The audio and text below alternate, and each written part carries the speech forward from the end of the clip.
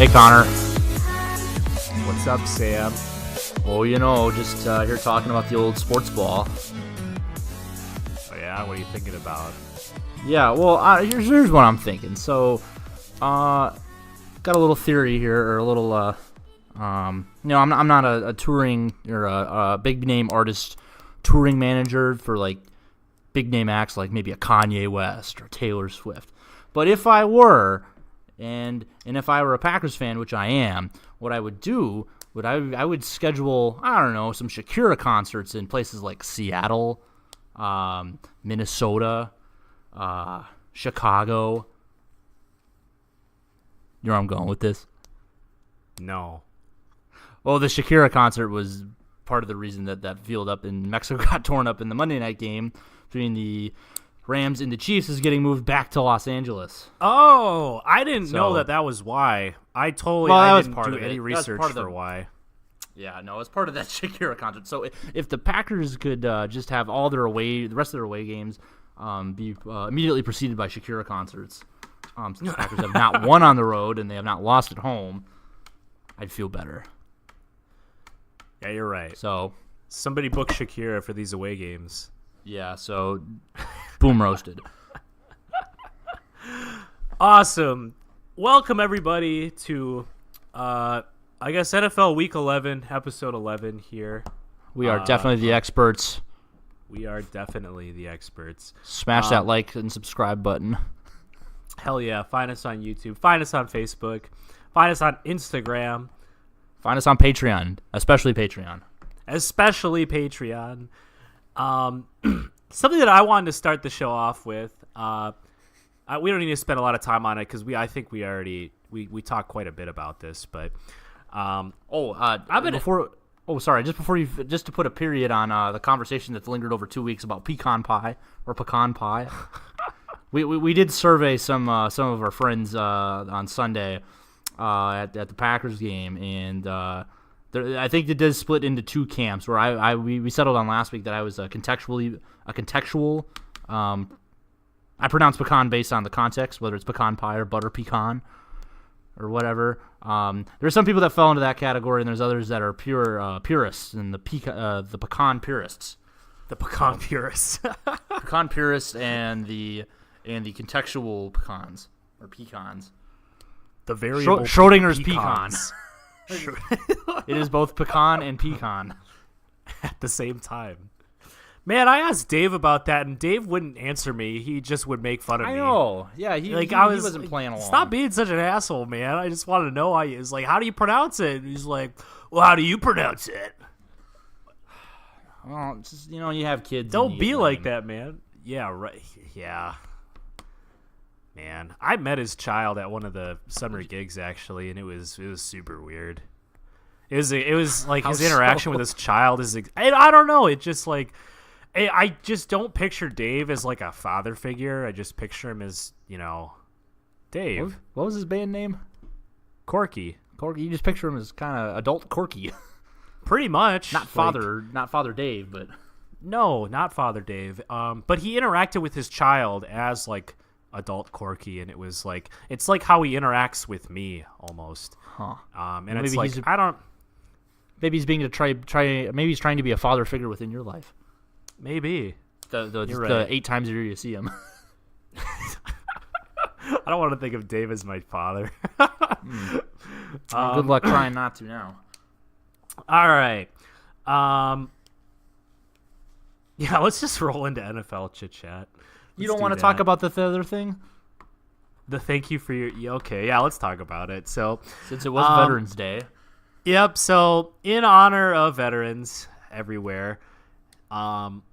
we were sort of talking at the game this past weekend about the phrase "thank you for your service" and how it's really only used in one context, and it's usually thanking a military service member for military service, but it's like a super generic phrase that you should be able to use for anybody. Like, say your waiter shreds the perfect amount of cheese at Olive Garden. Turn to them and go, "Thank you for your service." And similarly, you're at the Olive Garden and Wait, is that what you said, Olive Garden? Yeah, I said Olive Garden. I don't know why I was thinking Applebee's. Never mind. Yes, you're right. I was just about to counter with also Olive Garden. So I'm paying attention, I promise. Yeah. There are many service industries, I guess, and it doesn't make sense to use that phrase in any sort of way because it immediately sounds like you're being super, patronizing with the phrase. It's true. I asked a bunch of friends about it But it though, does and work. it was like, yeah, right. It's reserved for military members, and maybe that's what's appropriate. But I don't know. I just thought it was kind of a weird colloquialism I didn't even think about before. Well, there you go. Yeah, so there you Words have and- it. What if we rephrased it and because we could say the same thing 100 different ways, I'm sure. Thanks for serving. What about that? Thanks for serving. That probably would. I guess that probably only works for the military too, because you wouldn't say to a waiter, "Thanks for serving." Your service has my thanks. Many thanks for service, of which I will. Thank you for goods and services, but for which I am paying you. I'm thanking you for servicing me. All right, this is turning into that meme where it's a picture and then it slowly gets worsely drawn, and the sentence gets longer. And Yeah. All right. I'll I'll workshop that one. We'll probably carry this on for 3 weeks or so, and talking about thank you for your service, and we'll find a workaround for it to use in other contexts. Yeah, we'll find an appropriate way for everybody to say it. I suppose you could just go with thanks or thank you. But we need to be a little bit more specific about Yeah. what exactly we're The thanks is in reference to. exactly. So, well, Sounds like I yeah, need to change my right. email signature at work eventually here. Is your email signature thanks? Actually, I don't have thanks or thank you. I alternate. Yeah, I don't put that in there because I have a man. I was actually just talking to a coworker about this because I've been doing this thing with the director of development that I work with at my workplace where he usually emails me and asks me for like a request or something, like he asked me to do something or find a contact or whatever. So I'll reply to him with this information, what I was able to find, and then my last line will be hope that helps, and then my signature. And every time he's replied to me, and it must be like at least 10 or a dozen times, he has said, whatever he has to say, and then he's tagged his emails with, that was very helpful, Tom. And we've been doing this dance for weeks now where it's like, hope that helps. And then he'll go, that was very helpful. Well, that's nice. He's reading it and he's responding appropriately, I guess. I know. Right. Like it's like I guess it's funny when it's the same text and you see it just happens multiple, however many times. yeah. So now now that I've noticed it and recognized it, I'm going to keep doing it and hope that hope that we're on the same wavelength here.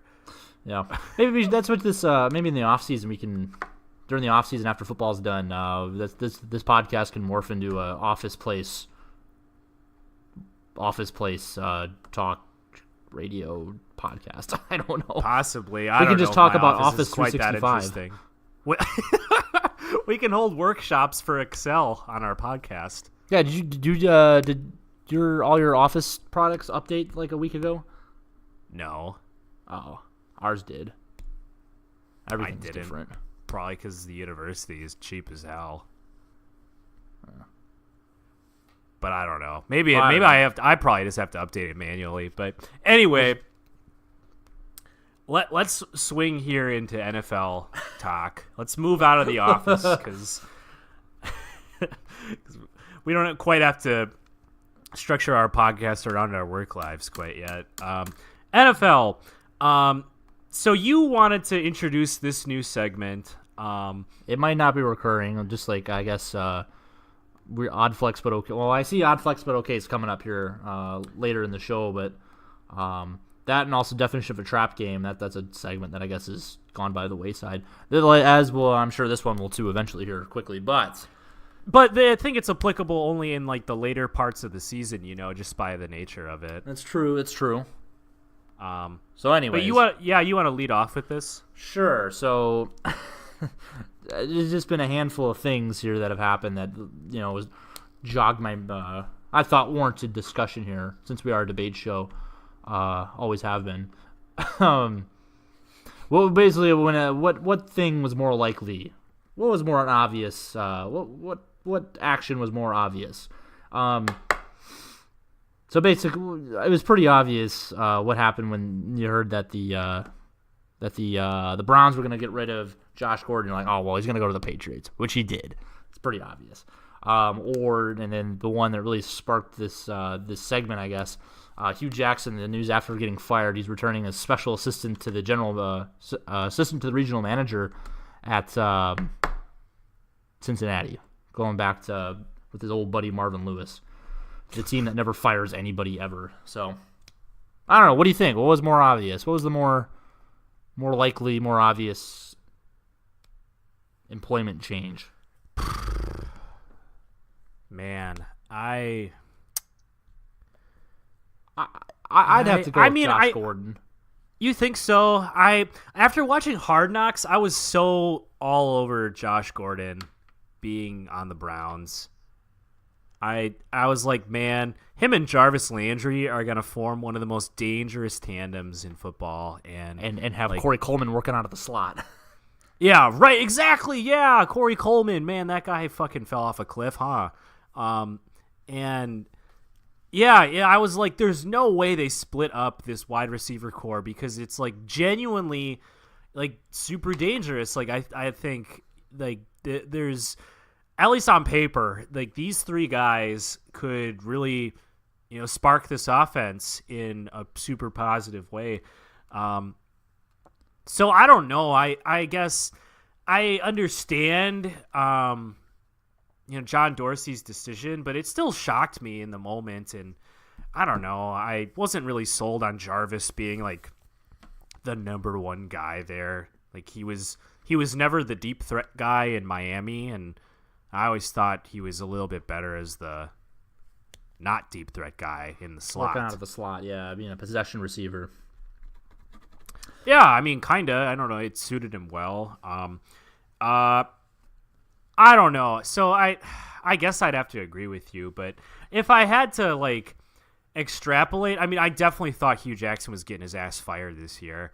Like at the beginning, from watching fucking Hard Knocks, man, watching the way he interacted with John Dorsey and Todd Haley, I was like, there's no way he stays on. Like, even if they win games, like, there's no way that he retains his head coaching position. Like, it's not sustainable the way that he's being a leader right now, because he's such an ignoramus, man. Like, the way he fucking talked to Todd Haley and Greg Williams, he's like, well, you guys don't know what it's like being a head coach. And it's like, well, you know exactly what it's like being a head coach, Hugh. Like, they have both been head coaches. Mm-hmm. So what the fuck you saying? I don't know. I don't think Greg Williams is a head coach, but wasn't he? I don't think so. I don't know. That doesn't matter. It's neither here nor there, but I swear he was at one point. Well, he is now. Well, I know he is now, but Well, I'm looking it up. But anyways, yeah, I don't have the energy. It was the Bills. Yeah, he was the head coach for the Bills. When was that? Yeah. 2001 to 2003. There we go. How'd that work out for him? Not obviously. Well. Huh. Well, I did not know that he was coach back then. But, well, that's interesting. Anyways, oh, yeah, I thought it was just really weird, though, that this head coach that gets fired mid-season, less than 2 weeks later, he's got a new job. He's got a Dwight Schrute position with the Cincinnati Bengals. Right. Which made sense more for him to go back there than anywhere else. Right. I mean, that's what I was going to, I guess, say. What I was trying to say before was that, like, I could have seen Hugh getting fired and I mean, I couldn't tell you. I thought for sure he would go back to being a coordinator at some point. I didn't think he was like completely done, but No, someone would hire him. right. So I don't know. I guess the Bengals made sense after a certain point, but yeah, I don't know. He's not even like a coordinator though. He's just Just a helper. yeah, right. He's made up title. So I guess to wrap that thing up, I guess Josh Gordon to the Patriots would have made more sense to me than Hugh back to Cincinnati in the same season. Yeah, a receiver, a talented receiver with a checkered past to the Patriots. Yeah. Yep. Right. I mean, they replaced Brandon Cooks. Like, we knew Brandon Cooks was gone there, and they didn't have any sort of wide receivers. So before the season started. So, all right. So I added this other one. What was more likely before the season started? Le'Veon Bell not reporting for the season, or the return of Ryan Fitzpatrick? I think Le'Veon Bell not reporting was more likely than Fitzmagic coming back in any capacity. Yeah, I don't think we've agree. ever, and I don't think we've ever seen Fitzmagic, and I don't think we've seen Fitzmagic to this degree that we've seen it this year. Right. Like, what was it? Was it the 2015 season with the Jets? Like Brandon Marshall, Eric Decker. Oh yeah, where they were actually pretty a decent team. Where I guess the Tampa Bay team it still isn't great when Fitzmagic is at the height of his powers, but I mean, boy, they're fun. They're electric, fun to man. watch. They're still. It's like a stick of dynamite. Like it's like Charlie Kelly, like the wild card. It's like they're awful defense, fucking bad. You will score points on them, but like Ryan Fitzpatrick will also toss for 403 yards and then only get you 3 points. And or throw for 550, but also with 4 interceptions.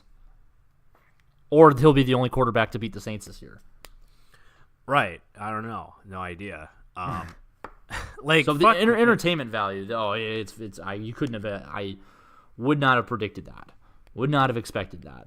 Le'Veon Bell not reporting. I would have thought he would have came back, but at least made an appearance this season. But I guess not. So.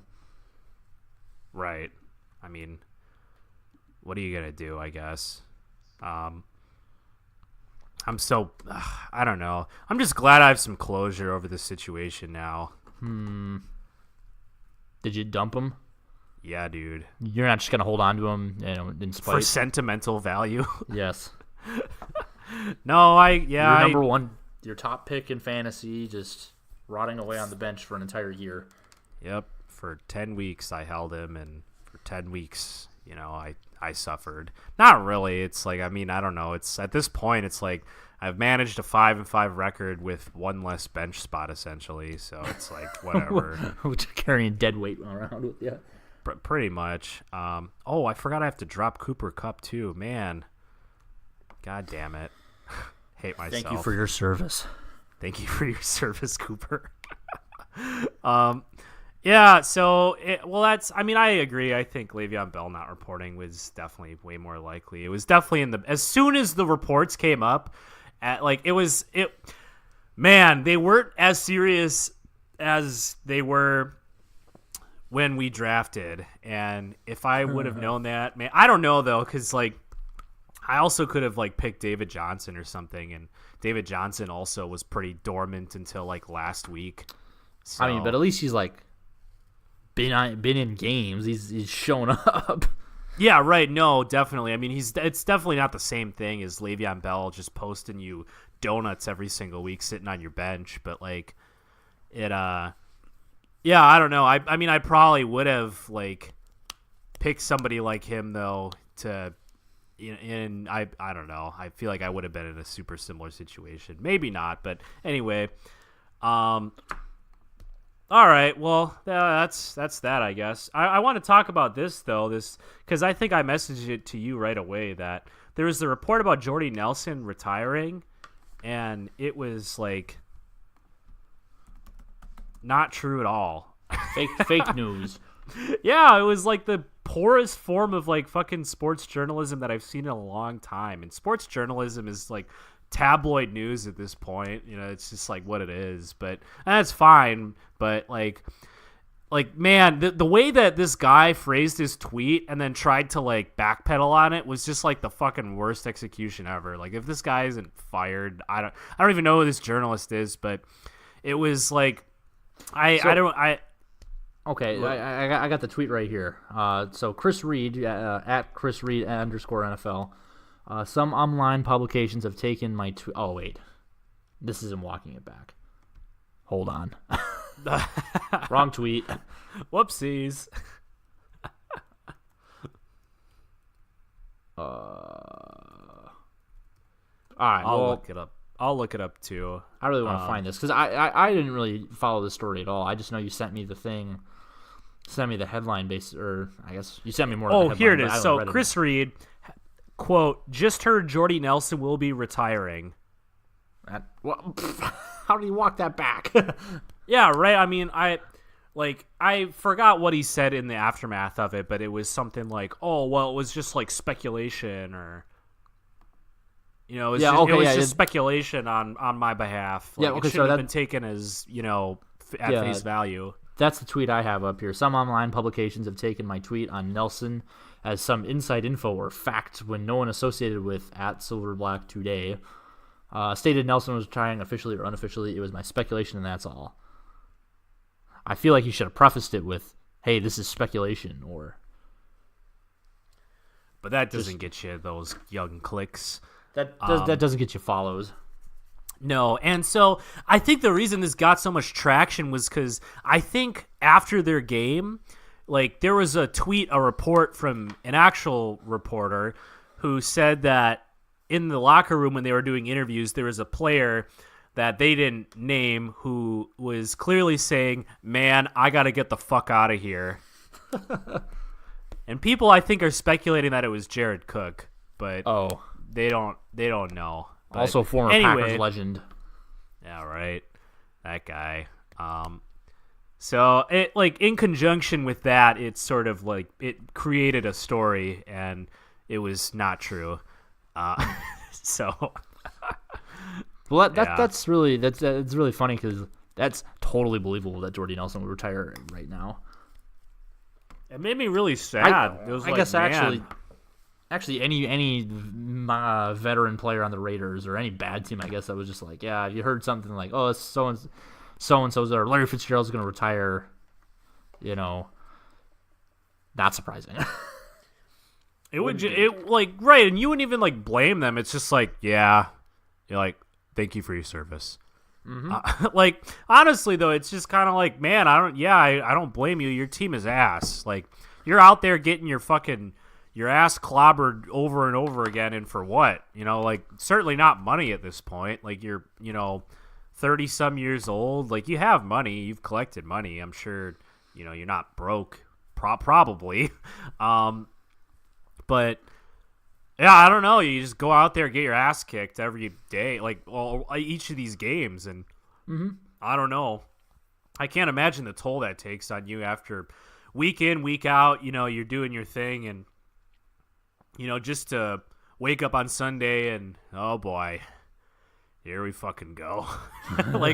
Just on a fucking rebuild team that doesn't give a shit. Like, with the Raiders specifically, you got a guy, John Gruden, who's on a 10-year fucking contract, so he doesn't give a shit if he tanks this year. It's probably his plan. Just obscure enough where, who's been around just long enough, who's not like a, superstar. So here's a good one. So I'm announcing here, credit me, Jonathan Stewart, 11-year NFL vet from Oregon, number 28 running back for the New York Giants, announced he will retire after this. His next game will be his last with the team. Book it. Wait. Whoa. I'm reporting that. Didn't even think Jonathan Stewart was on a team. No, but it's a name you know. Wow. Well, hard-hitting journalism right there, Sam. A source has told me. I have sources inside the locker room. Heard it through the grapevine. He's a real locker room. He's a real glue guy.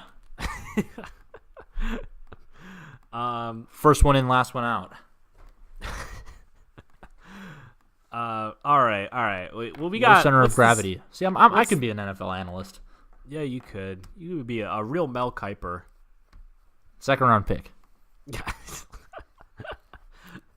Yo, I totally had like a crazy thought today. Like, what if, instead of free agency, what if any player that wasn't re-signed that would otherwise be a free agent, any veteran player in the NFL, just went back into a NFL veterans draft? So, like, if you don't re-sign player X after the rookie deal expires, they just go back into this pool of players, and then it's separate from the college draft. So you go through and you draft all your rookies, and then you have a second draft where you draft in the same order, same criteria, where the worst team picks first. And you pick all the veteran players, and unless you can't agree to a deal, and then I guess they become regular free agents. I don't know. That's probably a dumb idea, but it'd be cool because then you could watch. Sounds like you're adding another step to free agency. Yeah. No, I totally am. But on the bright side, it'd be cool because then you'd have another weekend of the draft to watch. You should definitely forward this idea to the NFL because it sounds like a total waste of time, but like definitely a thing that people would watch and pay money to see. Oh yeah, you could definitely sell that on TV. The free agency draft. Yeah, right. Like So- this is total like to that. So the Browns would have picked, especially if what who. Oh, go ahead. I'm thinking. Oh, I was just gonna say that like it's totally redundant because if you pick somebody in the draft and then, like you said, they can't work out a deal, and then they just go into free agency. Well, I guess. Like, what are we doing? What if? Okay, so how about this? It's just for players not on the rookie. Players. Oh no, that's dumb. I don't know. I'll have to workshop this and think about this. All right. But anyways, so like the Browns would have picked probably Kirk Cousins, or they could have. I don't know, or they could have traded down. They could have traded. You could trade regular draft picks for free agent draft picks. Think of all the possibilities, all the crazy multi-tiered trades. When you have an 3D chess. when you have you have players, you have picks, and then you have a whole other set of picks for a different draft. Sounds just fucking. Oh, that sounds fun. That sounds like the off season's like a little more tolerable. The free agency draft. Yeah. Also, while I'm throwing out crazy ideas to fix the NFL and make it, less soft or whatever, what they should do is they should have there should be NFL games every night of the week except Friday and Saturday. Why? But because just to fill up the rest of the week when there's no football on usually. But instead of doing it like Thursday Night Football where you play on a short week, you do it the other way where you just make the season longer. You still play 16 games, but you have at least a min of 7 days between games. So if you play Monday, you can play the next Tuesday, Wednesday, or Thursday, or the next weekend or whatever. Oh, so like instead of a bunch of games being on Sunday, you just spread it out during the week. I see. So then it becomes like so we can waste every single, evening of every workday watching football. Mm-hmm. As a single guy in my early 20s that works during normal office hours, yes, that would be my ideal football schedule. It's like March Madness, but for 16 weeks. Yeah, honestly, actually, that's the best part about March Madness is there's games on all the time, and except don't play them during the day. Okay. I wonder what that would if there were NFL games on during the day during the week. Like, how much would that affect? Like, can't you like measure like economic production or I don't know what kind of economic impact that would have on the United States. Probably not a good one. Yeah. But I don't know. I also, Okay, so play them at night. Okay. What is this part that you have about forfeiting game checks? Oh, so I went down to visit our buddy Tommy down in Chicago, back in like around Labor Day weekend, and I was wondering, since we live in Wisconsin here and we don't have tolls on the freeways, I was wondering, well, what happens if I just go through the iPass lane and then don't pay the toll? Did you do it? Yeah, I did that. And then I know there's like a sign that says, well, if you don't pay your toll, you just drive it through it. You can just go online and pay it within 7 days. And I was told by a guy I work with that like, oh, they're not gonna like do anything about it if you only do it like if you only have like 2 or 3 or this is like a handful of them. They're not gonna actually like send you the bill. Well, that's not true. They sent me the bill. So it was 2. I ran through two tolls on the way down and 2 tolls on the way back up. So all said, I skipped out on paying like $6 in tolls. So they charged me for that, for all those, and they also tacked on a $20 fine for each one. So it ends up being almost $90. So basically, forfeiting my game check from this past weekend to the state of Illinois. Did you just get that mailed to you? You like just got that mailed to you? Yeah, it got sent to my folks' house because I guess my car's registered to my parents' house. Okay. But yeah, so my mom sent me a picture like, "Hey, we got this in the mail. Do you want me to open it?" And it's like from IDOT or whatever, and it's urgent, open immediately. And it's like, oh shit. No, don't open it. Well, and then she said like, "Oh, well, okay. It says you got to pay this. Next time, stop at the tolls." Like, yeah, whatever, mom. She's like, you have to pay within 30 days. I'm just like, or what happens if I don't? I'm already this far down. I'm already this far what down if the I rabbit just keep hole. Ignoring it? I don't know. I'll probably Probably get nothing arrested. Good. I'll just have to like never. As long as I just never drive in the state of Illinois again, I'll be fine.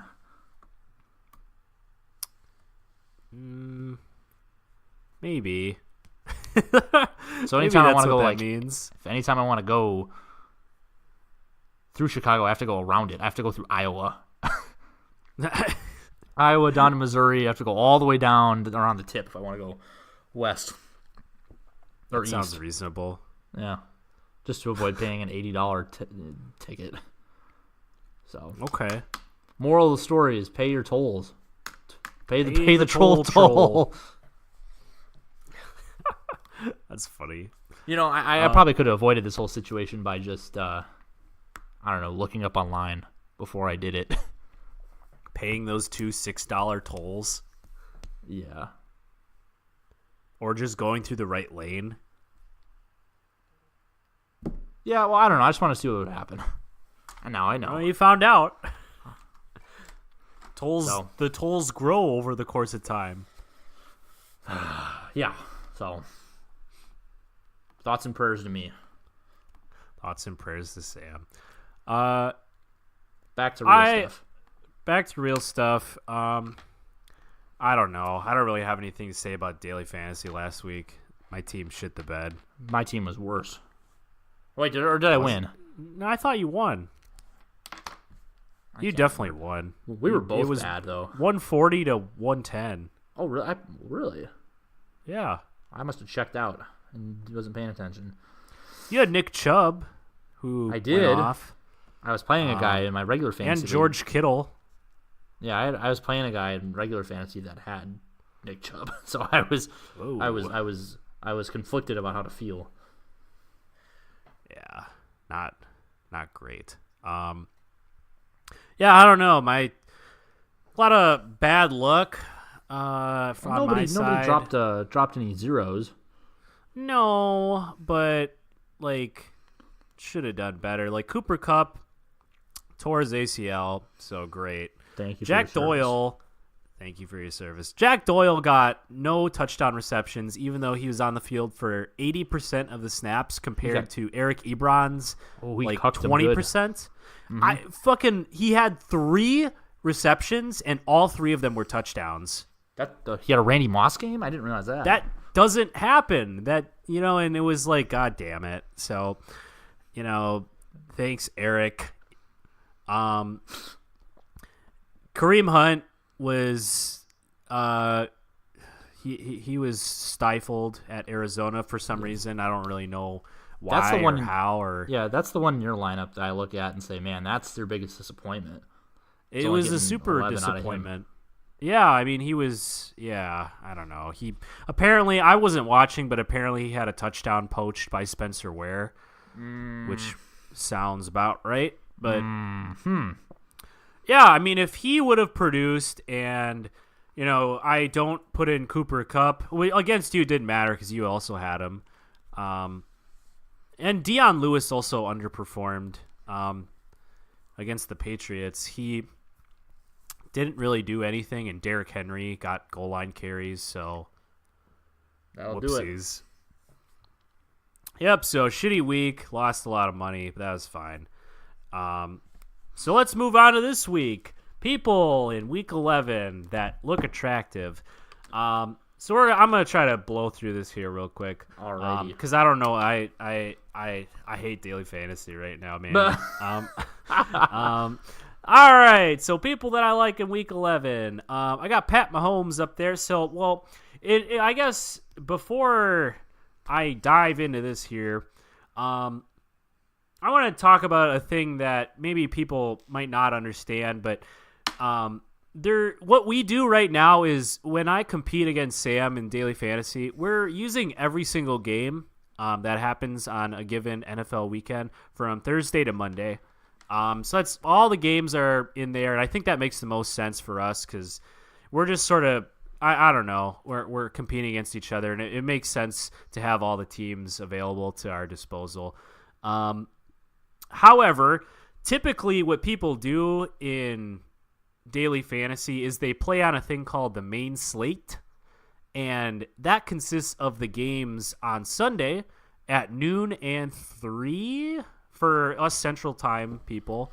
And it's just those games. So the games that aren't included in that are Thursday, Sunday night, and Monday. And so that is... it really hasn't been super necessary to talk about that until this week because there's a big game happening that is not on the main slate, and it's the Rams versus the Chiefs. Arguably one of the most electric games of the entire season against two extremely high-powered offenses. And if you were playing in typical DFS fashion, you wouldn't be able to use any player from either of those teams for this weekend. So I just wanted to talk about that a little bit because in my games that I'm actually playing for money, I compete on the main slate. And I'm kind of glad to do that this week because it's just super exhausting to try to come up with a cash game lineup when there's so many fucking players to choose from and so many different combinations, and especially this week where there's just, all the running back matchups, it's like, Jesus, man, everybody's playing a shitty defense, it seems like. So anyway, with that aside,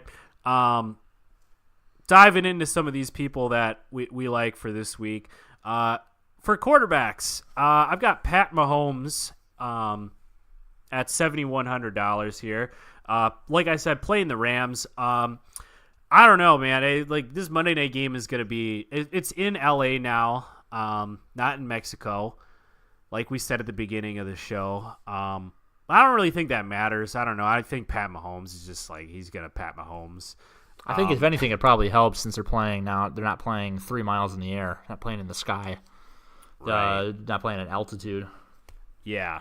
I don't know. Yeah. I mean, he's playing against the defense that, a pass defense that has been giving up yards left and right. Marcus Peters has been just huge disappointment this year. He's been for some reason he's on the top guy on the other team, and I don't know why they still have him there because he's just letting them have their day with him. So I expect there to be a pretty big shootout here in LA. Below him, I've got Cam Newton at 6,200. And I think I like him because last week he was on the bad side of a slaughter against Pittsburgh, but despite the score, he looked. It was really, I don't know. I thought he looked fine. It was just, man, his offensive line isn't stopping anything, and he didn't really. And it's kind of been typical of Cam Newton. He doesn't play very well when he's behind. He's really, really good when the offense is rolling and firing on all cylinders. But when they're trying to come back from a deficit like they were, not great. Like the first drive was awesome, and they just marched down the field, scored a touchdown, and then proceeded to get their ass kicked all night. And it was, I don't know, it was the strangest way to start a game, but I like him at $6,200 against Detroit because Detroit has also been getting their ass kicked the last couple weeks here. And without Darius Slay back there, that pass defense is totally lost in the sauce. So I'm banking on Cam Newton to have a field day at Detroit. Moving on from him, I've got Aaron Rodgers here in the middle tier because he's only $5,900 playing at Seattle. So the reason I have Aaron Rodgers here at 5.9K, Seattle's defense has been surprisingly stout, both against the run and the air this year, even though they had a ton of players leave in free agency, star players at least, especially on the defensive side. Earl Thomas out for the season. But they've been able to manage a pretty solid performance on that side of the ball. But the reason I like him is because I think with how Seattle's been running their offense, they've been super run heavy with that tricycle of death: Mike Davis, Chris Carson, Rashad Penny, and they've almost been like allergic to throwing the ball this year. Like Doug Baldwin, Tyler Lockett. Hardly the factors that they used to be in that Seattle offense. So considering that, I think that it's definitely possible that Seattle approaches this game in the exact same way, and tries to run the ball down the throat of Green Bay and eat up a ton of time, so that they don't give Aaron Rodgers very many opportunities to toss the rock. So. Considering that, I think that Aaron Rodgers, he knows this, so I think he's definitely gonna, he's gonna try to counter that as best as he can, and I think that he certainly has the capabilities to do that. Devontae Adams and Marquez Valdes-Scantling out there, so I like him at 5,900 for that reason. I think it's super cheap. Yeah, I have him in my don't like list. Short week going on the road. Not Randall Cobb's not playing. Don't Geronimo Allison going on IR. If it was in Green Bay, I feel a lot better about playing Aaron Rodgers. But being on the road and being a short week, plus the fact that you would think, as a Packers fan, I would hope they're going to run the ball more than they have a lot of the chunk of the season, especially given how productive the running game has been lately with Aaron Jones. Not really loving the Aaron Rodgers matchup for me. Yeah, that makes sense. Well, all right. Moving on. I've got Marcus Mariota at $5,500 here, playing at Indianapolis this weekend. Yeah, I don't. His price is still super low because I mean I don't think we can totally trust him 100%. He's not nails or anything, but he's definitely been better than he was at the beginning of the season. And I think a lot of that had to do with health concerns. Like he was fighting an injury at the beginning of the year, and he was trying to battle back from that. And I think last week he showed everybody that he was fine. They played New England. They crushed New England. He threw for 228 yards, 2 touchdowns. And at the same time, Corey Davis had his sort of breakout game. And I think that definitely helps Marcus Mariota. I think the two, are obviously correlated. But it certainly helps to have that defined number one guy that's finally stepping up and, showcasing the athleticism that made him be. I forgot where he was picked in the first round. He was definitely top 10 though.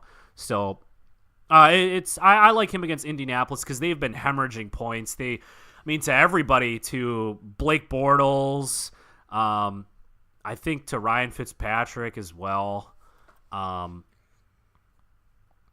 actually am not confident at all that they played the Buccaneers this year. But the Indianapolis pass defense has been pretty bad this year. So I like him at $5,500. And to close out the list of quarterbacks that I like, I got Dak Prescott at $5,200.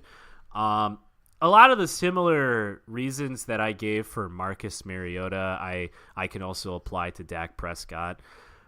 He struggled a lot at the beginning of the year, and a lot of people noticed his deficiencies as a quarterback. I think the honeymoon phase of Dak being the quarterback is definitely over.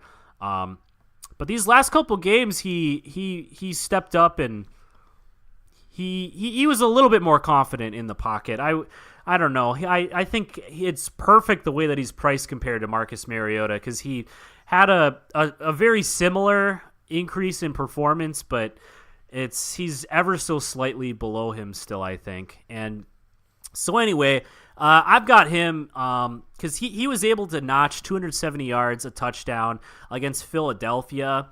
And this week he travels to Atlanta, who has an even weaker secondary, who just totally obliterated by injuries. And it's super unfortunate, but I think that him and the arrival of Amari Cooper have allowed that passing offense to sort of come to life. So I have him and Amari Cooper stacked in my DFS lineup this weekend. Yeah, because I think that's a bet. We'll get to it. I think we'll get to it later. I'm not actually totally sure I have Amari Cooper on this list. I don't. So I guess I can talk about him now a little bit. But he's only $5,400, and he's the clear-cut number one getting those targets in that Cowboys offense.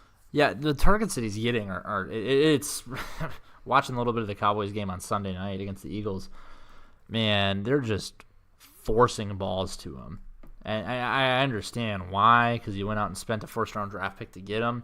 But it's painfully obvious when they're throwing to him, and or whether Dak's forcing balls to him that probably shouldn't be going to him. So in terms of just purely getting targets, whether they're warranted or not, Amari Cooper's gonna get balls thrown his way. Yeah, I totally agree there. In the watching any analysis or playback of any of those plays, you can see him he's staring down Amari on every single play that. Yeah, every single passing play that goes more than 5 yards. And I don't know. It's fine. I don't know. At this point, playing against Atlanta's secondary, it doesn't make me quite as squeamish because they're pretty. It's not really their fault that they're as bad as they are, but they're just riddled with injuries. But yeah. It kind of is the way that it is. But going forward, yeah, I agree that. They need to develop that offense a little bit more. They've got Allen Hurns, who's, in my opinion, a solid number 2 guy. When he was playing with Allen Robinson, he was great. Cole Beasley, obviously, he's a, deceptively sneaky, athletic white guy. but plays well out of Good the slot slot receiver. nonetheless. Yeah. So I mean, they've got a cast now, I think, but I'm not totally confident that they're gonna make the adjustments. That Scott Linehan's gonna make any adjustments on offense that'll, I it's why I have them rostered. I seriously don't think that they're gonna move away from the feed Amari Cooper the ball a billion times in a game against Atlanta's secondary this weekend. Yeah, I wouldn't trust the Jason Garrett to put together a competent offensive game plan. So No. So anyway, who do you not like this weekend? well, my first guy I have down here, my highest price guy is Carson Wentz, and I watched the first half of that Dallas game last week, and I'm convinced that Eagles offense is broken. But then I actually went and looked at the stat line from last week, and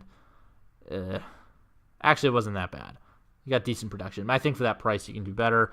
Also, they're playing a worse defense this week. I'm still convinced that the Dallas defense is good. Not great, but good. They're playing New Orleans, who have been known to give up some points. So I'm backtracking on Carson Wentz. Carson Wentz, I think, would be an okay play. So maybe not a guy I don't like, but a guy I'm very lukewarm on now that I've thought about it for more than a few minutes. Person I actually do not like, speaking of Dallas defense, Matt Ryan, the Atlanta Falcons, hosting the Dallas Cowboys for $6,100. That I know for a fact that the Atlanta offense is broken, coming off only scoring 14, if I remember right. Not scoring a ton of points, not scoring enough to win, obviously, against the Cleveland Browns last week, whose defense is okay, but not. They're still the Cleveland Browns. They're not a great. Don't have a ton of talent there. Still. So I know Julio has scored a touchdown last week and all, but I based on the track record this season, I don't know why you would expect that to happen 2 weeks in a row. I don't know why you would expect Steve Sarkisian to be able to dial up competent red zone offense for I don't even know if he did it last week, but to do it for either for the first time or again this season. I do not like that Atlanta offense. I'm out on Matt Ryan. I'm out on Julio Jones. Out on Tevin Coleman. Actually, I got all those guys listed on do not like. So basically, the Atlanta offense, I am what's the word I want to use? I'm not playing them. Yeah, I totally agree. That I watched that game. It was or highlights from it. I didn't watch it, but yeah, it was painful. Watching how frustrated Matt Ryan is in that offense is just, it's it just makes sad. Kyle Shanahan look so much He's smarter. got fucking... Look, you appreciate how good Kyle Shanahan is. Yeah, watching this team man. now. When you watch, Stevie Drinky Drinks over there running this just stale as hell offense. You got Julio fucking Jones and Matt Ryan, and can't make anything work with that. Come on, man. And then one other quarterback, just to finish up here, not liking this week, Deshaun Watson playing a very stout Washington front seven. I think the theme of this week, or this year is really, I think Dallas has a good defense. I think Washington has a good defense.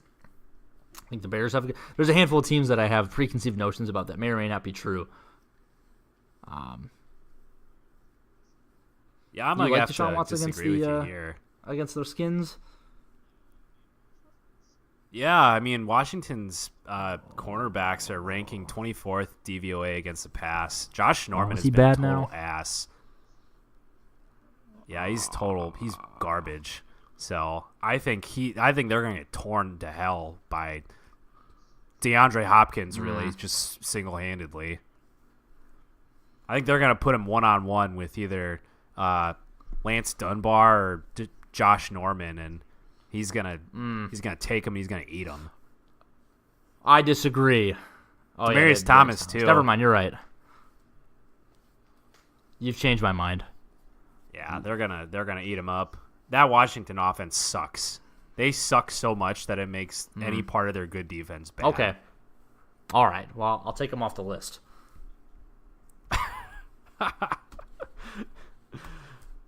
Great.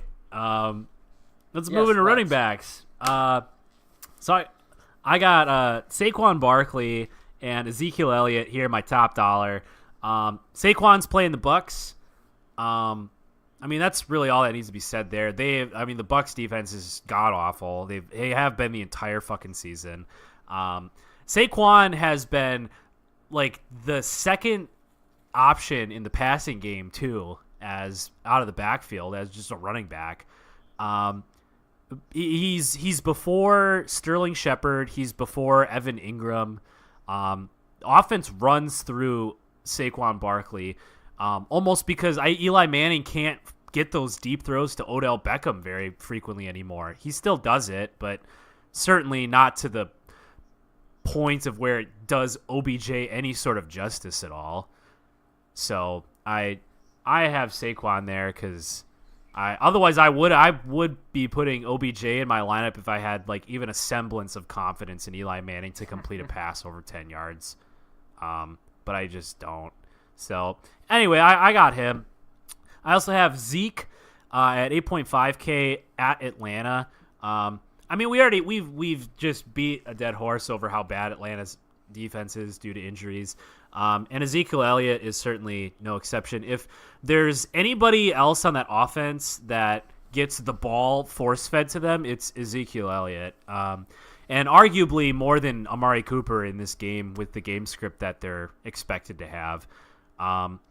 I think you're right with Dallas defense. I think they're better than I think I give them credit for. I think they're better at defending than I kind of like to imagine. Yeah, you had me shook last week, man. And so I think, yeah, I know. They're definitely. I talked a lot of shit about them last week, but I think I was wrong about that. Yeah, I think that they're gonna give Ezekiel Elliott the ball over and over again, and they're just gonna try to maintain possession on offense and not give Matt Ryan any opportunities to sling it down the field to Julio, because I think that's all the Atlanta Falcons can really do at this point. I mean, they're not doing anything on the ground with Tevin Coleman and Ito Smith. Calvin Ridley hasn't done anything, it seems like, for the last 3 weeks. Mohamed Sanu, same case. So it's certainly a viable option to huck it down the field to Julio Jones, but I think that you can certainly game plan a little bit better when you're running out the clock with Ezekiel Elliott, who's been extremely effective catching the passes out of the backfield too, and it's definitely been an area of concern for Atlanta. Which makes sense when you don't have any competent safeties back there with losses like Keanu Neal, Deion Jones. So anyway, yeah, I've got him at 8.5K. Middle of the road guy. I mean, he's not a middle of the road guy, but middle price it seems. I've got David Johnson at 7.5K. He's playing home against Oakland. So it's pretty. I mean, taking him is almost irresistible in this matchup. I mean, don't you think? Oakland is, yeah, man, they're bad. Yeah. And we saw last week that it looks like Byron Leftwich's offense is certainly allowing David Johnson the production that he deserves. And really opening up that offense way more than under Mike McCoy. So it was great to watch him ball out last week, and I expect the same this week. Honestly, I expect a positive game script for him because I mean Oakland's offense, despite the Jordy Nelson retirement rumors being quelled, Martavis Bryant injured. I don't know what he did to his PCL, but he's out, I think.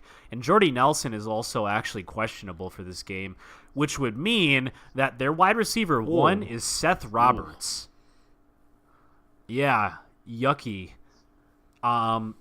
So them and then Doug Martin, obviously in the backfield with Jalen Richard, Derek Carr. I don't know. Not a lot of inspiring things happening there. So I mean, I don't know if the Cardinals force turnovers or whatever, but I just don't think the Raiders score very many points in this game because they just can't against anybody. So I expect David Johnson to get a full helping, full serving here. That's a game that should be played in Mexico, man. Not the Chiefs game of the year, Chiefs Rams. You got to play. You got to stick Cardinals Raiders down there. Get that out of here. Y'all can play in Mexico. Can't be that much worse than your baseball games. field you're playing on. Honestly, though. And to finish up this list, I've got Dion Lewis at 4.8K. He's playing at Indianapolis. They've had a pretty stout run defense this year. I think he does a ton of work catching passes, though, out of the backfield. And I think he got undervalued a little bit because he didn't really live up to his expectations last week against the Patriots. But at $4,800, I mean, I don't know. He really allows you to put some of those bigger pieces in your cash lineup, I think. At least that's how I used him. And even if he does get you, 10 points or whatever, I mean, I think that's fine for $4,800.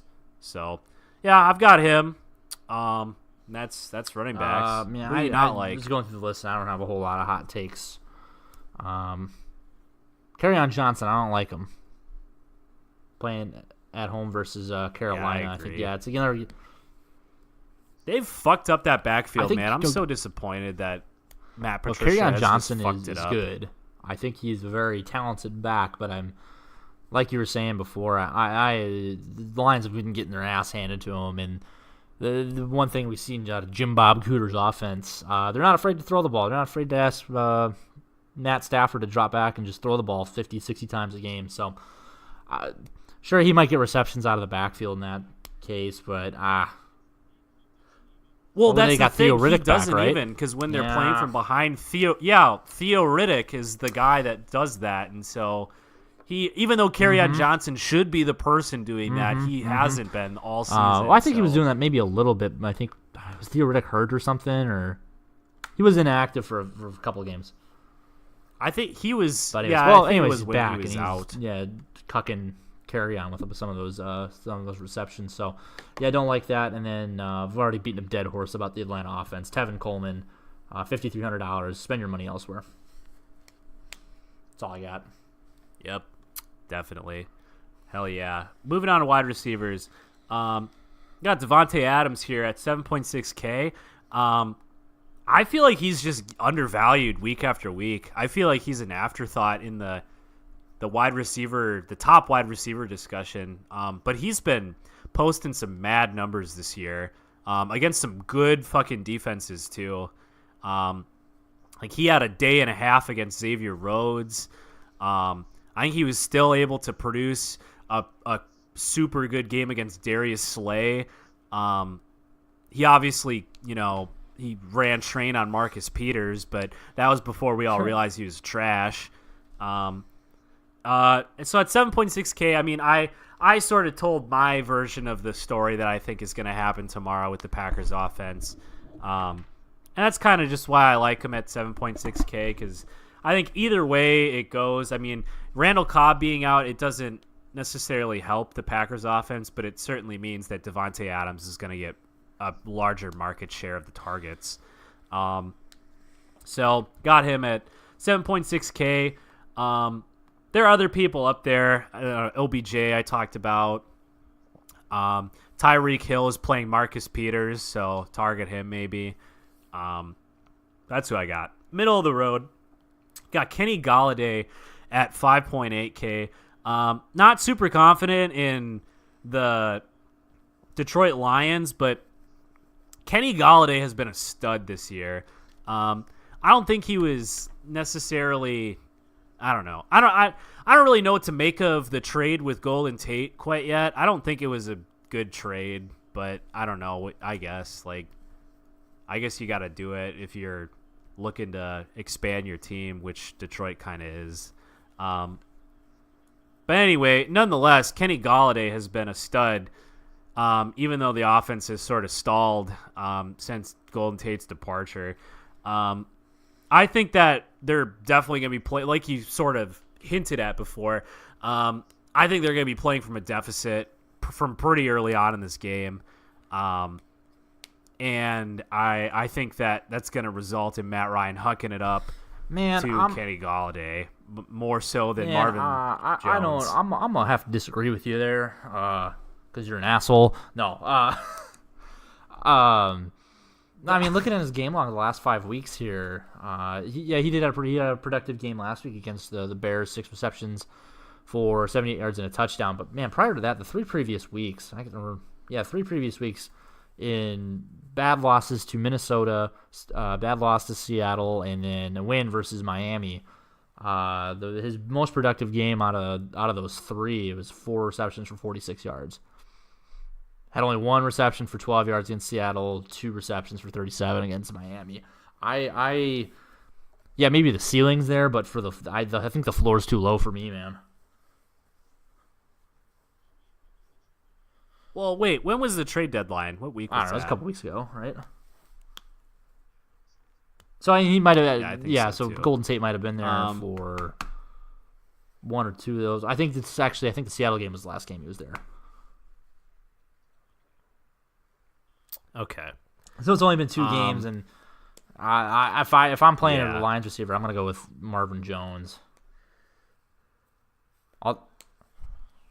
Well, I'm not. He has is he hurt? He's got that bone bruise. Yeah. I'm staying away from the Lions, man. I'm not. Yeah, I like Kenny Golladay, the receiver. I like him, but I think the floor is too low.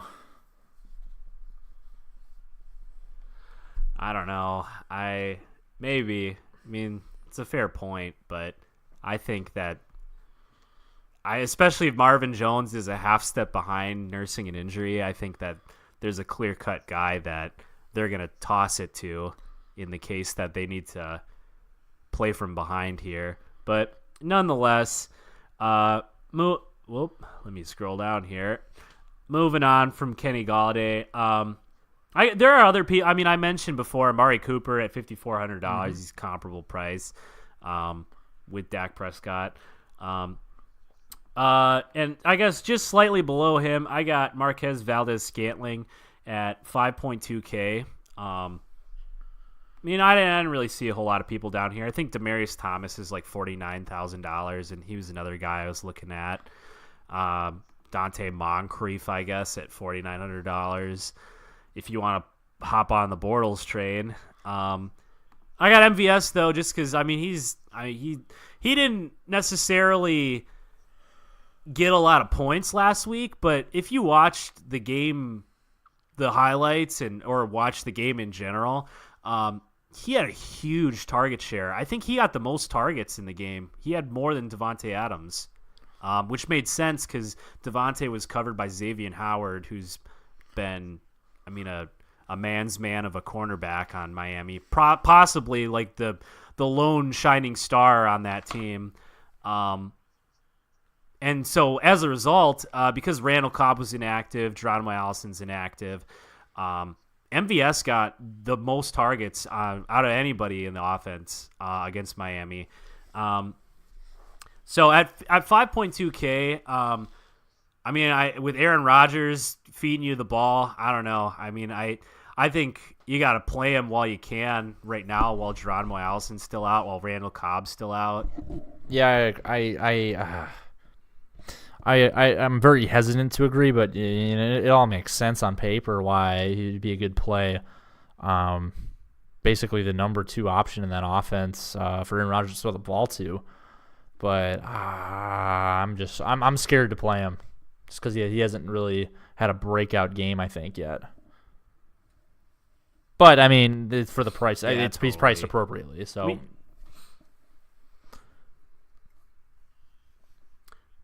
All right. Well, moving on to people that you don't like. Yeah, we already kind of talked about him here. Yeah, again, low floor, playing Carolina. I don't know. And then I also have Julio Jones in that Atlanta offense. Kind of already we've beaten that dead horse, so I'm sure there's more, but Yeah. That's all I got for now. Hell yeah.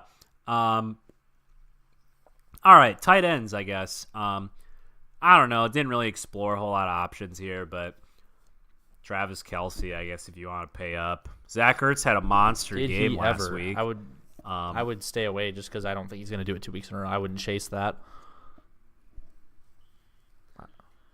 No. I mean, I don't know. It's kind of tough to say, honestly, against the Saints because Marshawn Lattimore will probably be covering, I don't know, actually, who? Alshon Jeffrey, Nelson probably. Aguilar.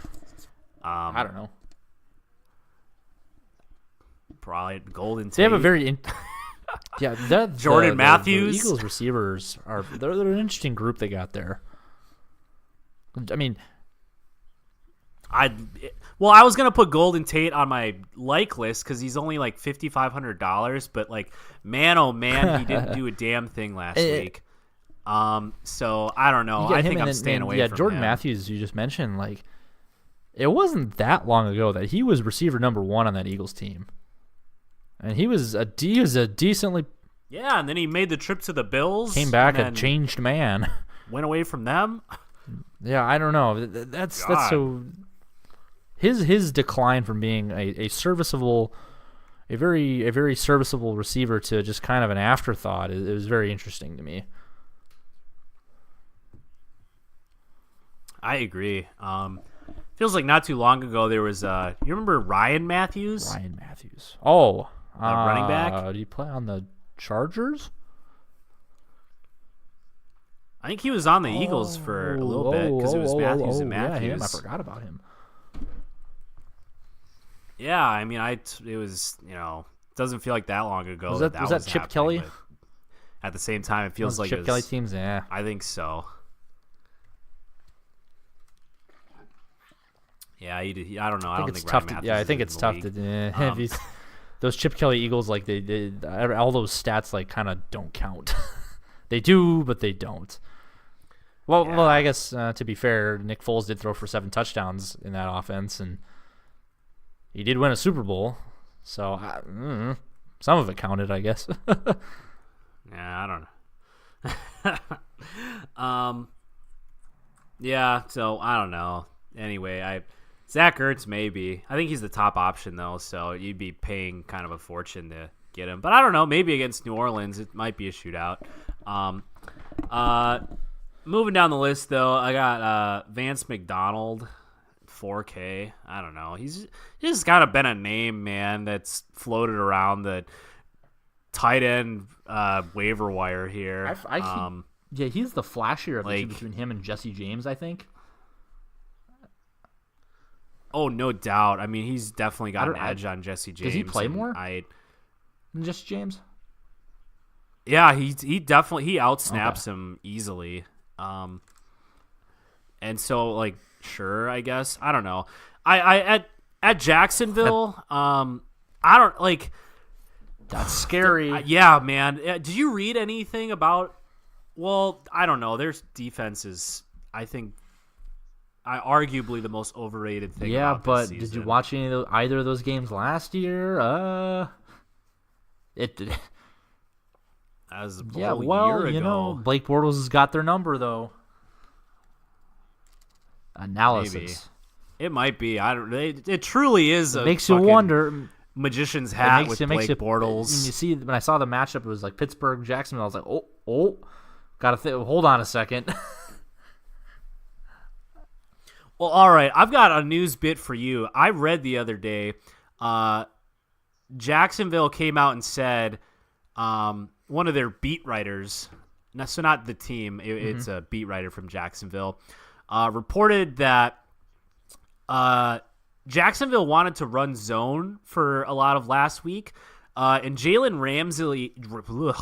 Ramsey deliberately disobeyed the calls and played press man, regardless of what the call was. That's a problem. And it resulted in a number of broken plays.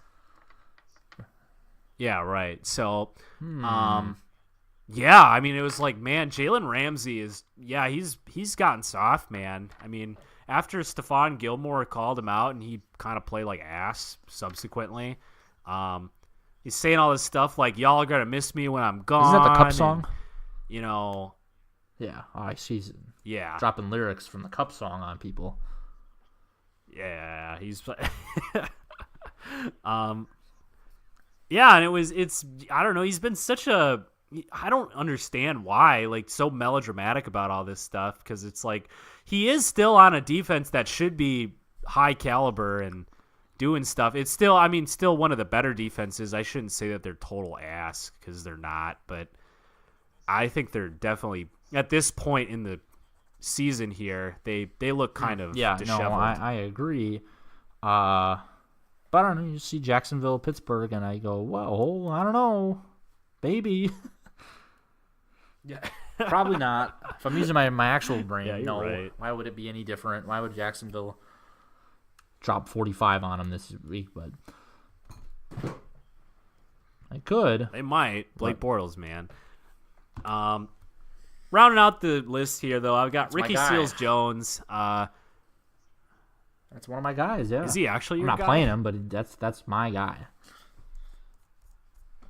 Oh, I'm playing him, man. Josh Rosen, safety valve. He got 9 targets Mm-hmm. last game, which I think was higher than everybody except for Larry Fitz. It looks like in the Byron Leftwich offense, it's going more to, I mean, Ricky Seals-Jones, Larry Fitz, David Johnson, and Christian Kirk less so. So I'm not really sure why that is, but Christian Kirk has taken a noticeable step back in the offense, while the rest of these people have taken an uptick in production and targets. Tough to argue with that. So playing against Oakland, I don't know, man. Like, let's go. If I can't get a piece of that game from David Johnson, I mean, I'm certainly going to take it from the trending young tight end. I'm not totally I don't know. Larry Fitz is also kind of an attractive option as a low mid-tier wide receiver, but I just don't like the idea of playing him. I know he's still capable as a wide receiver, but I just have this mental image of like a brittle old man running down the field and getting his bones I'm the obliterated same by way. a safety. He might as well just retire for me in terms of fantasy. Not touching him. Yeah, he's definitely on the slate, but yeah, I'm not picking him any week. So anyway, that's why I got a tight end. I see your tight end. I love them all this week. Blank. I think there's good choices all around. Hell yeah. I'm not going to talk about defenses very much because I don't know. Even less so than all Who are the the Jets other parts playing? of fantasy combined. I don't know anything about. Play that defense, Oh, boy. whoever they're playing. They have a bye. They have a bye. All right, They have a bye. I got Saints here. I played the Saints last week against Cincinnati. And while Cincinnati's offense is just on the struggle bus right now without AJ Green, just looking lost as hell. They're only 2.1K against Philadelphia. So it's certainly not without risk playing against Philadelphia. But it's only $100 more than the lowest possible defense. Yeah, for your price there, then that's pretty. If you could feel okay about that. What? I mean, I don't know, man. I have no for sure, me problem neither. punting at defense because even when I pay up at defense, It's a roll I of the feel dice I no matter get what you do, cucked man. probably more. Honestly, so I might as well pay for these other positions where I'm a little bit more confident about the consistency, I guess. Marginally, I would more put on this confident. list the Packers defense also, just in terms of defenses I like. I played them last week and was successful with them. Why? I don't know, they lead the NFL in sacks. So, sacks, they do. Do they In terms really? of- How many times? Well, I did think they all sack those Brock might have come Lobster against Brock last week? Lobster and Josh Allen. Okay, But I mean, yeah, they lead Oh, the NFL with right. they're tied for the lead in the NFL with 31. huh? They're pretty spread out amongst the guys, but It's interesting. Yeah, so a little tidbit for you. That's provides value. You get from a point to sack. That's something. So maybe all go right. Packers. Russell Wilson hold on to the ball too long, and O-line still man, kind of. did we talk about this like Seattle, a week or two maybe? ago when I was watching the Seahawks Lions game, and they're like, "Oh, Seattle is one of the best offensive lines in the league, and they run the ball a lot." I'm like, "Now wait a minute. I thought they had one of the worst going into this year." I think we did talk about this. Yeah, I don't know. We didn't talk about this, but maybe we did. But I mean, I agree though. I don't know. It seems like their offensive line just sort of came around and decided to be good. Like they didn't really add anybody of note. I don't think they certainly didn't draft anybody. Yeah. Okay. So Packers. Here's your leadings. If you had to guess who the two people that are tied for the most sacks in the Packers are, who'd you guess? Tied for the most sacks. Is it? It's So I not don't Clay think- Matthews. It's man. not. Is it Blake no, Martinez? It's close though. He's got the second most with 4 sacks.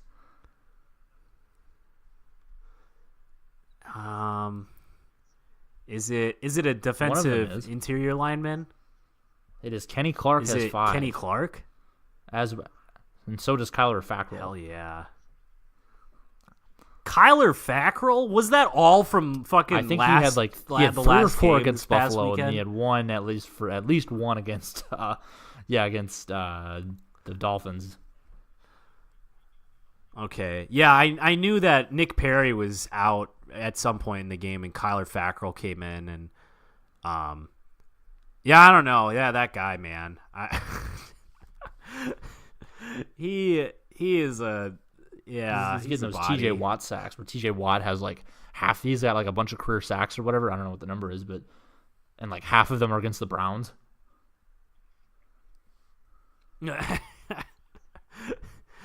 So it's like, yeah, I mean they don't count really for sure, count. but you know. Well, there was like I think somebody was doing a comparison of. It was a video on Khalil Mack for sure. It was a Brett Coleman video, maybe. I think it was Brett Coleman. He was comparing. He was showcasing exactly how good Khalil Mack was in the wake of his trade, and he compared him to Joey Bosa because Joey Bosa, I think, actually had more sacks than him, but was rated lower as an edge guy. And he like compared. He's like, I mean. I broke down the quality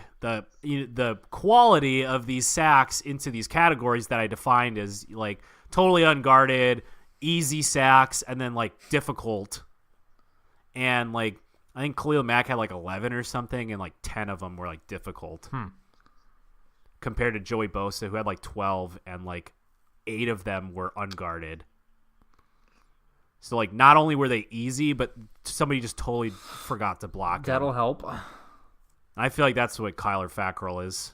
Well, yeah. I mean, if you're gonna pick one of those guys on that defense not to block, So, anyway. I'll go with Kyler. I'll give him the free run at the quarterback. Right. I mean, if you have to pick somebody to do that.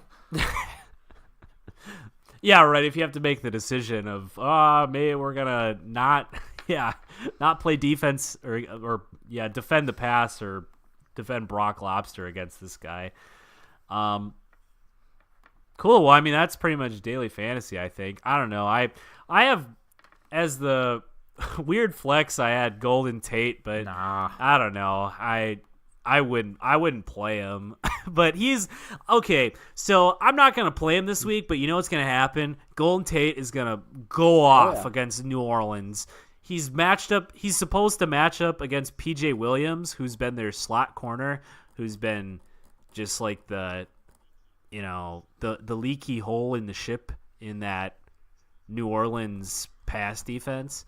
Yeah, man. So I don't know. Just because I'm saying right now that Golden Tate is not going to do anything, he's going to have, a 300-yard game. Most likely. 8 touchdowns.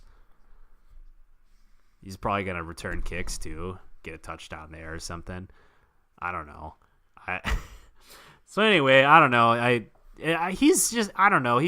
I guess nonetheless he's still just like a weird guy because he's still like super talented, but he's also like 30 years old, which I didn't realize until today when I was actually looking up stats from him, and it's like he's been around the block for a while. I mean, it was a while since he was back in Seattle.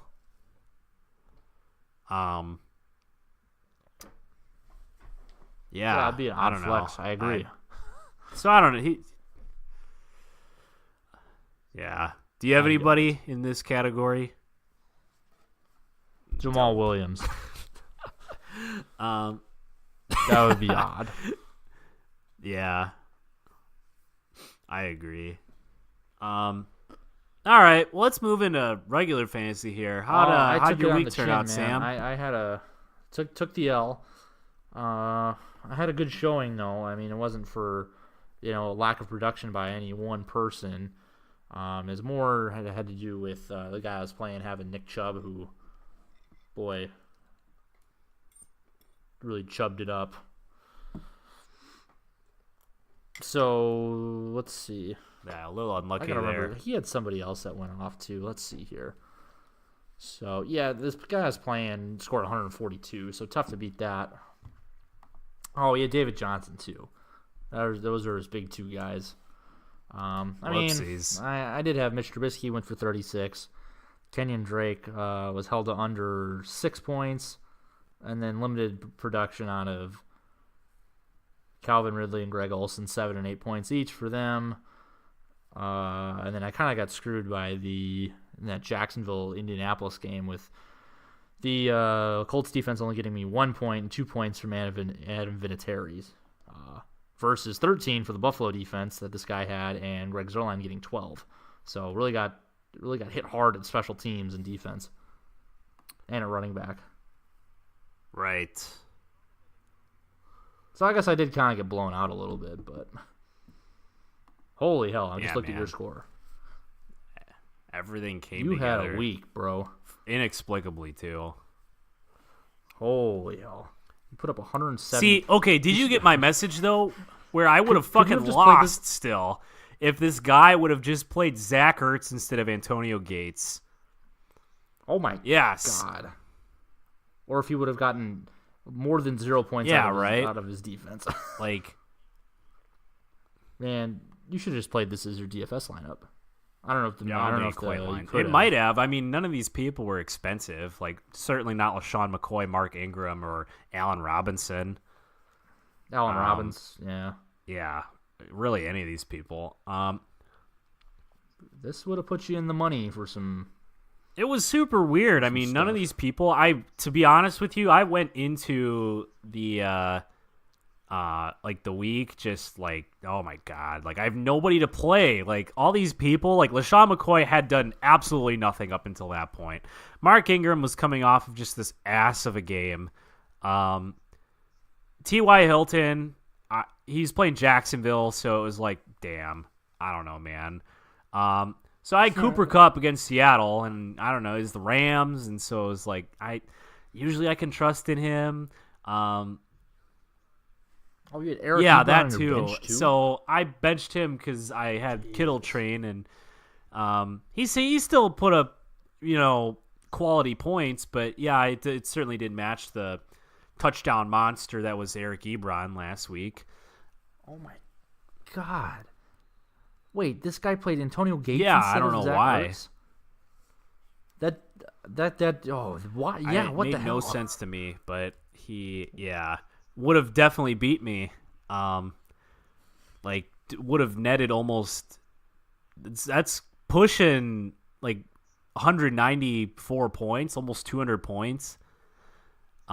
Which is just crazy output. I mean, I don't know. I remember after the Carolina game, I was super pissed off because I was like, I had Ben Roethlisberger who threw for 5 touchdowns, and I was like, yes. And I looked across the way, and I saw he had Christian McCaffrey. I was like, damn it, this means nothing. Like, he put up like just about the same amount. Like, he was the only part of that Carolina offense that decided to show up. So Yeah, I don't know. It was an inexplicably explosive week in Fantasyland for me, and I'm just hoping that it. I need to pretty much win out, I think, to make it into the playoffs, and I need you to lose. Is how. Yeah, right now I'm hanging on to that 4 seed. Yeah. So that's So I mean, Good luck I with that. don't have a lot of faith in it, just because I don't really expect that kind of production to happen in a week in, week out sort of thing. I think at this point, I have to pretty much. I thought about doing it this week, but I thought it was maybe still a little too early. I think I'm going to start to grab some of these handcuff guys and take them away from people that are trying to play that last week. People like what do you mean handcuff take guys? away people like Malcolm Brown, I think is still available. He's the handcuff guy to Todd Gurley. So in week 7, What does that mean? Oh yeah, I mean this is a good, chance to explain what that means. I don't know that word. So they are the people that are going to step into the starting role if anything happens to the starter in offense. So in this case, Malcolm Brown I see. is the backup to Todd Gurley. So if Todd Gurley is to, if he gets injured or whatever, well, that's what I'm saying. Well, if they just is rest week him. 17, the Rams probably, are going to slide into the playoffs here. He's not. Spencer Ware I looked at available? him already. Austin Eckler is also taken for Melvin Gordon. So Malcolm Brown is available, though, and I thought about taking him and taking him away from Todd Gurley owner, but didn't do that. I forgot who the backup is to James Conner, but I don't know if the Steelers will rest James Conner end of the season here. But I thought about it. I Man, don't know. because it's at this point, it's like, man, I think I just have to be a cannibal and leech these players from the top tier guys that are winning all these games. Because at 5-5, I don't know. My team has to really come through for me. I mean, honestly, Gotta I make don't know. something happen. I'm pretty confident that most of my guys are gonna play through the end of the season because I'm really not in like all these people that on my team, like T.Y. Hilton, LaShawn McCoy, Mark Ingram. I don't know. Maybe Mark Ingram will get some rest, but also maybe not.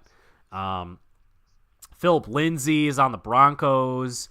Emmanuel Sanders is on the Broncos. Allen Robinson, Chicago. He might get some rest. George Kittle is on San Fran.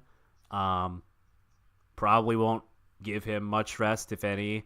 So all these like key proponents that have been producing for me are all on teams that are either like, really in the playoff hunt here for the wild card picture, or people like the 49ers who like probably aren't going to make the playoffs this year.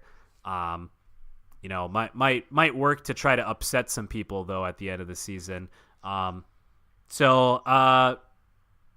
don't know. I like that about my team. It's one of the few things I like about my team. I don't have very many guys that are like that. That's kind of the outlook, I guess.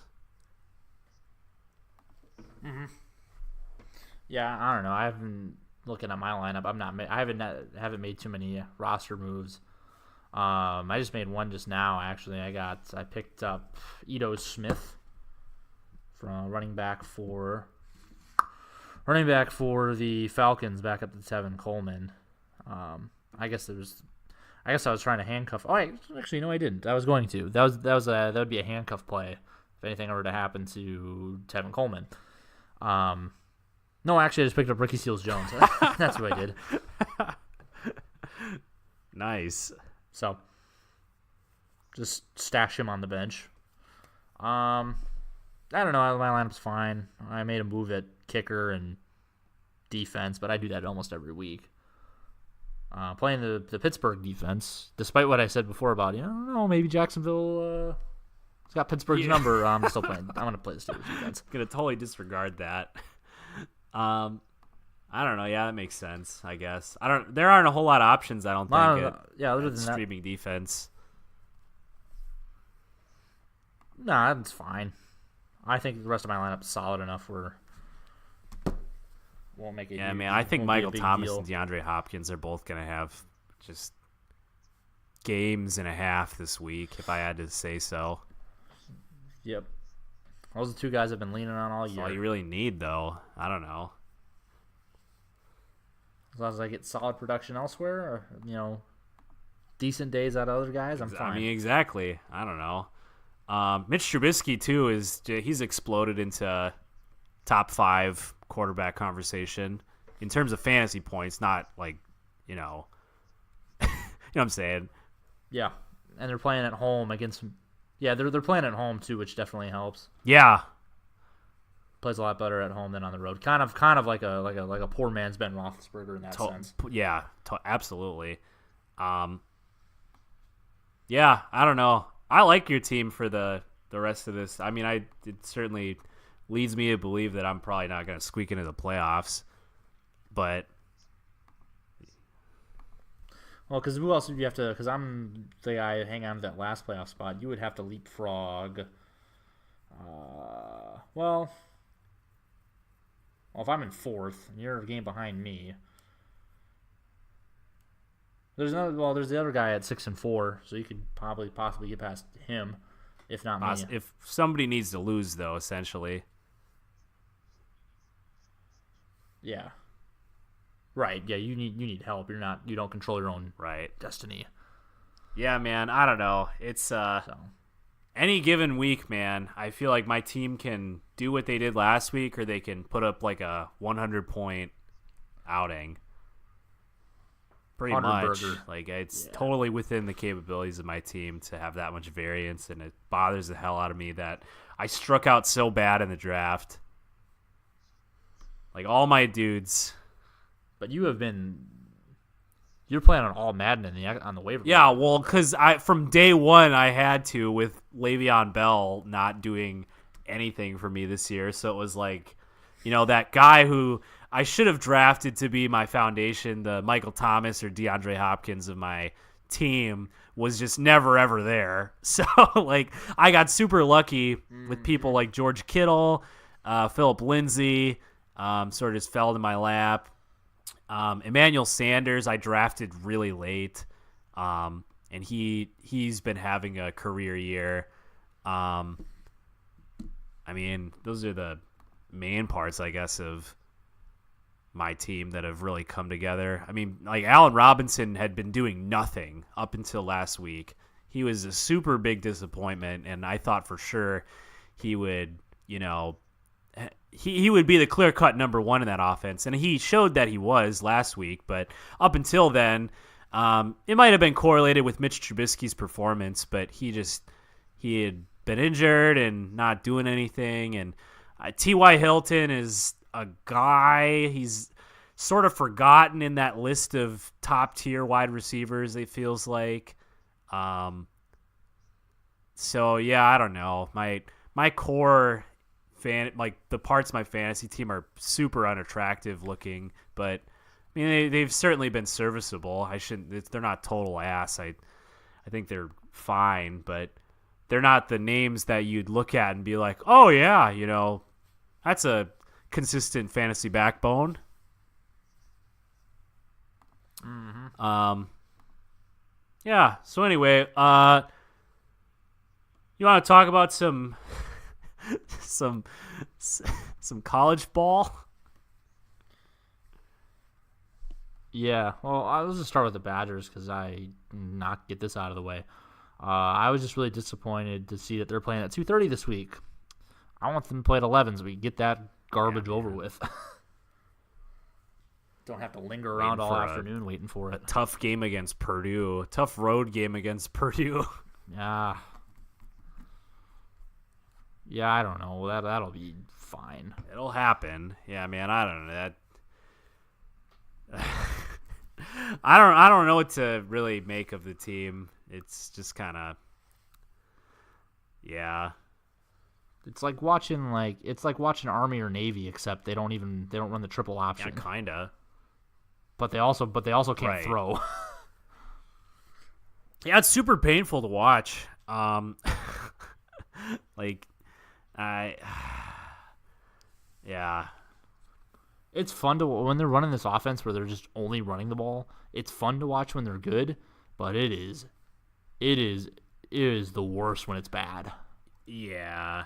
And it's been the hallmark of Wisconsin football since they decided to be good. Really, I mean, since like, yeah, right. The 90s. It's been signature of the program. But man, watching that Penn State game, like Penn State isn't very good either. They're 14th for some reason, but man, they were playing some ugly football out there. So I don't know. I agree.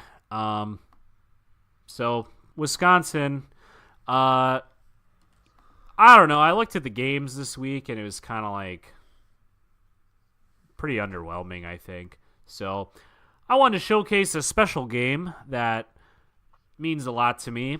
Alabama is playing the Citadel this week. The Citadel, the military college of South Carolina. Okay.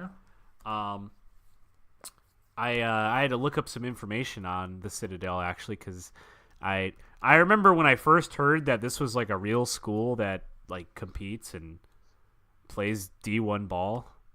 Is it? Yeah, I was like, yeah. What the fuck kind of? It sounds like a team that I find it's like every March Madness tournament. I feel like it's great because I feel like I expand my general knowledge of like institutions. Yeah, and like I think that's interesting. I mean, it's I don't know. They're learning all these team names and all these places that are definitely real, but only like relevant in like this context. So anyway, I really don't have a way figured out to determine whether or not the Citadel or Alabama's going to win this game. Yeah, who's going to win this one? I feel like Alabama just might.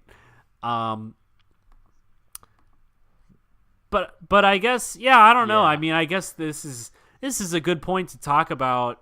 How like Alabama in like in a macro sense, just because they've been, I mean, wholeheartedly dominant this year, like against good and bad teams, and like what that means, I guess, for college football.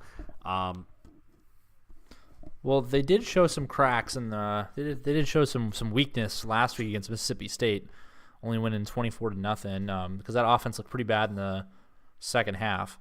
Albeit that's with Tua re-injuring his knee a little bit and Jalen Hurts not playing, so they're down to a third quarterback and the offense is pretty much stalled out. But still, Mississippi State didn't score any points. Right. That Alabama defense is no joke. They haven't given up. No one scored on them in like 2.5 games. Just nuts. Yeah, I don't know. It's like it really does feel like Alabama's taken everything to the next level with Tua at the helm. Like Tua is a legitimately like pretty quality quarterback. And they're fun to watch now. That's the thing. Like years past when Alabama's been number one, they've been running a pro-ish style offense, and it's been less than stellar to watch. But I mean, man, this year's Alabama team is a lot more fun to watch than I think any, and since they've really been the consistent perennial national championship caliber team over the last 10 years or however long it's been. Definitely the most fun team to watch. Yeah, no doubt. I don't know. I really don't. I mean, especially with Wisconsin just like totally out of the picture of anything relevant this year. I think it is fun to watch Alabama just do their thing. It feels like their team is, I mean, they've been so close to being just like this super complete team over Nick Saban's regime here. And it's cool to watch this ensemble get formed over the course of time and to watch everybody just fall into place here. I'll be interested to see what exactly happens with college football playoff. I mean, not even though I just got done saying that they've been crushing everybody left and right. I think it still is interesting to watch them play. Michigan or Clemson. I mean, it's always fun to watch them play against Clemson because. Yeah, I mean, I think that's ultimately what's going to come down to is going to be Alabama, Clemson again. I don't think Michigan or Notre Dame really. I think they can be competitive, but it'll be a game. But I don't think as long as Tua plays or at least Jalen Hurts is available, as long as one of the two guys are available, I wouldn't expect that it'd be Alabama and Clemson again in the national title game. Yeah, I totally agree. I feel like in the mix of all this, I mean, I don't know. Maybe it's just because I don't pay that close of attention to SEC football. But Clemson is certainly, I mean, they're right behind him in the number 2 seat, it looks like. Yeah, they're not that far. I don't think the talent disparity is that great. I still think Alabama's more talented, but as a better team. But yeah, I think that it's so there's like a pretty big gap between everybody else in Clemson and then probably another decent step up to Alabama beyond that. Yeah, no doubt. I mean, it really has felt like a pendulum between those two teams. It was interesting to watch both these teams roll out relatively new quarterbacks. Trevor Lawrence in Clemson with the quarterback. Now, it wasn't really a controversy there, but it was, a decision, I guess, between him and Kelly Bryant. And then to watch, the Tua, Jalen Hurts decision come down as well. It's super interesting to watch these teams that are playing at such a high level. They have to make these tough decisions between people that are. It really, it honestly is just like it feels like a world of difference between what's happening with Wisconsin, where it's like these people are choosing between like the toppest tippy tier of college football quarterbacks, and like we're choosing between Alex Hornibrook and Jack Cohn. Not really choosing, I guess, but like that's our, the 1 and 2 that's guys stuck with. So. Yeah, right. Whatever. Yeah, it's totally cool. It's fine. Yeah. So anyway, no real funny way to decide who's going to win because Alabama is going to win against the Citadel. Yep. Here's something much more fun to talk about. Did you see our good buddy Zach Smith tweeting on the Twitter? No. This week, you hear about that? Zach Smith, the guy that got fired from Ohio State for domestic abuse stuff. So he was calling out.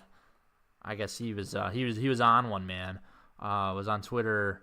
I guess he was sharing screenshots of texts between him and former Ohio State and current Texas head coach Tom Herman. And basically was like, hey, I'm going to rat you out because you're a baby back bitch or whatever. Basically calling him out and throwing Tom Herman under the bus and exposing him for like, I personally witnessed you cheat on your wife like 10 times, which is a really interesting way to put that. You could have said that a different way without implicating yourself in that. What do you mean you've witnessed 10 times him cheat on his wife 10 times? What are you doing? Man. Ugh.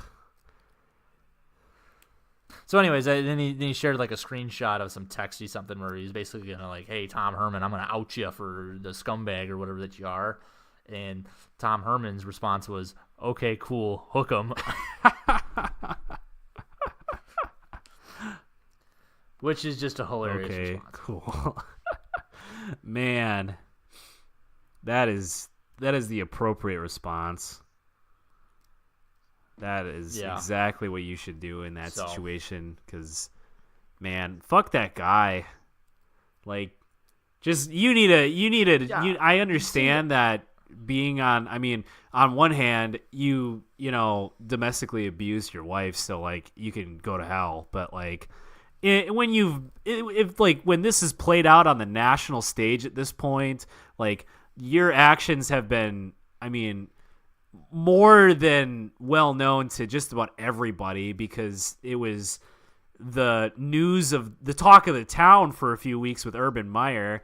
Like, I think at that point, you just have to sort of fade into existence, man, because you're just going to be known as the guy who, you know, beat his wife and almost got Urban Meyer fired for the rest of your damn life. Yeah. Yeah, so that said, I mean, Tom Herman doesn't seem like he's like the coolest dude ever. No, but looks like he comes off a hell of a lot better than Zach Smith does or absolutely, ever could. 100%. Yeah, man, I don't. Ugh. That's funny though. I didn't hear about that, but I heard about something about their allegations of him shouting racial epithets at players. That Urban Meyer is. Oh yeah, I saw that too. Well, that was Brett McMurphy coming up again, who's apparently his sole mission in life is to destroy Zach Smith, which is fine. Yeah, right. Like totally. I guess if if that's your, that's what you want to do.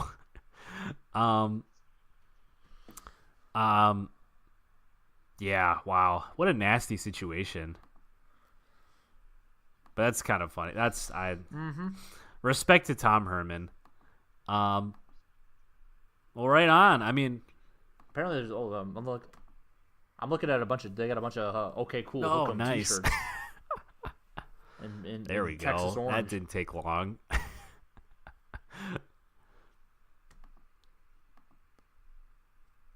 That's cool.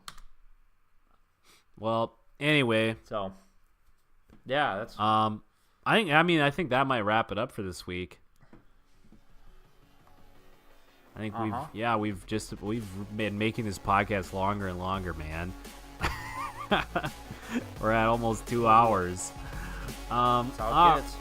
That's correct. Premium content. All right. Well, thanks for tuning in to Week 11 here. Definitely the experts. Make sure to like, subscribe, put a comment. Yeah, visit the Patreon. Leave a comment below. We'll see you next week.